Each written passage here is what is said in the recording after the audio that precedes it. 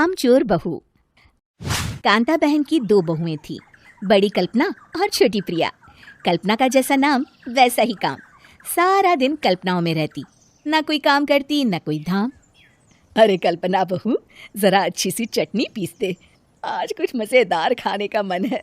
पेट में जलन हो जाएगी माँ जी बुढ़ापे में, और वैसे भी मेरा काम करने का वक्त शाम का है, आप प्रिया को ही बोल दो। इतना कहकर कल्पना वहां से चली जाती है। कांता कल्पना के ऐसे रवैये से काफी परेशान रहती हैं। मैं बना देती हूँ माँ चटनी, ऐसा बोलकर प्रिया माँ को चटनी बनाकर प्लेट में खाने को देती है कि तभी वहाँ कल्पना आ जाती है। अरे वाह चटनी, जरा चख कर तो देखूं, बड़े दिन हो गए। अरे नहीं बहू, तू तो रहने ही दे चटनी खाना, पेट में जलन हो जाएगी। इतना कहकर कांता और प्रिया दोनों हंसने लगते हैं। कल्पना सारा दिन या तो मोबाइल में यूट्यूब देखती या फिर सोती रहती। उसका कमरा भी बिखरा और गंदा रहता।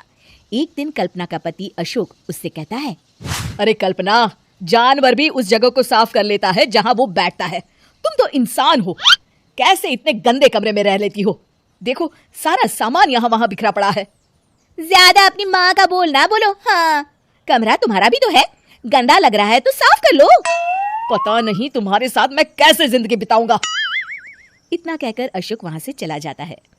कल्पना बस खाना खाने कमरे से बाहर आती और फिर से कमरे में चली जाती। इससे कांता बहन काफी परेशान रहती। एक दिन प्रिया कांता से कहती है, माँ, मैं सारा दिन काम करके थक जाती हूँ, आप कल्पना दीदी से कहिए ना कि सुबह और शाम का काम बांट ले, मैं तो अब सिर्फ एक वक्त का ही काम करूंगी। हाँ। अरे तू वो भी ना करना, एक बहू तो कामचोर थी ही, दूसरी भी आ गई काम ना करने के बहाने लेकर। तभी वहाँ प्रिया का पति रमेश आ जाता है। माँ, मैं देख रहा हूँ भाभी कोई काम नहीं करती, प्रिया सारा दिन घर और रसोई का काम करती है, अब कुछ करो ना माँ। कांता मन में कुछ सोचती है और कल्पना के पास जाती है। कल्पना फोन पर मेकअप करना देख रही होती है। कल्पना, तुम सारा दिन बस मोबाइल देखती हो, घर का कोई काम भी कर लिया करो। प्रिया सारा दिन काम करके थक जाती है, आज से मैंने फैसला किया है, एक वक्त का काम तुम करोगी, सुबह का खाना तुम बनाओगी और रात का प्रिया। आप लोगों ने काम को हवा बना रखा है। अरे पता नहीं थोड़ा सा ज्यादा काम करने में आप लोग घबरा क्यों जाते हैं। और हाँ, बहुत ज्यादा प्रिया की तारीफ मत करिए मेरे सामने, बड़ी बहू तो मैं ही रहूंगी। मैं कुछ नहीं जानती, कल सुबह मुझे वक्त से खाना चाहिए, रसोई में आ जाना, वरना कल से तुझे खाना नहीं मिलेगा। अगली सुबह कल्पना रसोई में नहीं आती है। वो देर से सोकर उठती है और बाहर आकर कहती है, अरे भूख लगी है, आज खाने में क्या है? इतनी देर हो गई, आज किसी ने मुझे उठाया भी नहीं, पता नहीं कहाँ है सब। कल्पना को घर में कोई नहीं दिखता।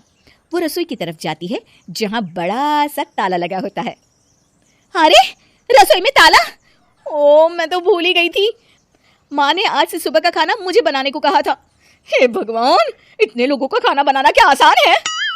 तभी घर के सारे सदस्य बाहर से वापस आते हैं। वाह माँ जी, मजा आ गया छोले भटूरे खाकर। मेरे मुंह में तो अभी भी स्वाद आ रहा है। अरे कल्पना, तेरे भरोसे रहते तो हम तो भूखे ही रह जाते। कल्पना को बहुत गुस्सा आ जाता है। अब बहुत हो गया, आज से मैं अपनी रसोई अलग कर रही हूँ, मैं अपना खाना खुद बना लिया करूंगी। कल्पना अपनी रसोई अलग कर लेती है, पर आए दिन उसका देर से उठना और काम न करने की आदत से वो भूखी ही रह जाती थी।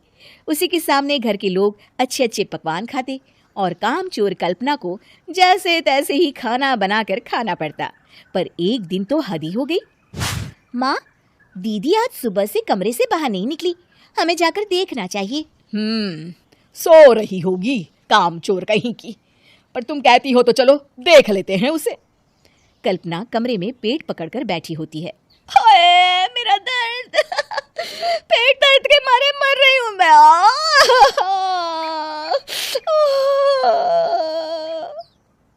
अरे दीदी, क्या हुआ? पेट में दर्द क्यों हो रहा है? डॉक्टर को दिखाया आपने? माँ, कल्पना खड़ी होती है और माँ जी के पास आती है। मुझे माफ कर दीजिए, अब से मैं सारे काम में मदद करूंगी, कभी आलस और काम चोरी नहीं करूंगी। हाँ हाँ, वो तो ठीक है, लेकिन अचानक क्या हो गया जो तू काम करने को तैयार हो गई? कामचोर कल्पना। माँ, लगातार बासी और उल्टा पुल्टा खाना खाने के कारण मेरे पेट में इन्फेक्शन हो गया है। काम ना करना पड़े इसलिए मैं 2 दिन का खाना एक दिन ही बना लेती थी।